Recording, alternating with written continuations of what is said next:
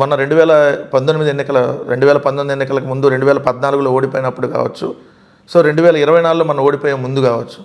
So Jaganmohan Reddy గారిని కలిసి నాతో పాటు చాలామంది నాయకులు కలుస్తున్నప్పుడు, అన్న ఇవన్నీ చేద్దాము, మనం కూడా ఇది మాట చెప్పేస్తే అయిపోద్ది, చంద్రబాబు నాయుడు అలివి కానీ అన్నీ చెప్పేస్తున్నాడు, మనం చెప్పపోతే ఎట్లా, రైతు రుణాలు మనం కూడా మాఫీ చేసేద్దామని చెబుతామంటే చెప్పేద్దామన్నా, తర్వాత చేస్తాము, మనం చేయలేం కదా, అప్పుడు ఎందుకు చెప్పటం, అప్పుడు మనకు లాంగ్ రన్ ఇప్పుడు ముద్ర పడిపోయింది కదా, ఓడిపోతే ఓడిపోయాం ఏమైందన్నా. సో అంటే రాజకీయాల్లో ఏ నాయకుడైనా ఏం కోరుకుంటాడు, మనం ఎట్లా ఒకట గెలవాలని కోరుకుంటాడు.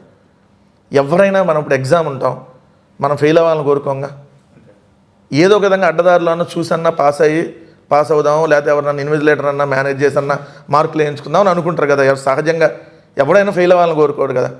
కానీ జగన్మోహన్ రెడ్డి గారు అట్లా వద్దు, అట్లాంటిది ఫెయిల్ అయితే అవుదాం, ఫెయిల్ అయితే అయినా పర్లేదు, కానీ అలా అడ్డదారిలో వచ్చేటటువంటి విజయాన్ని జగన్మోహన్ రెడ్డి గారు ఎప్పుడూ కోరుకోరు.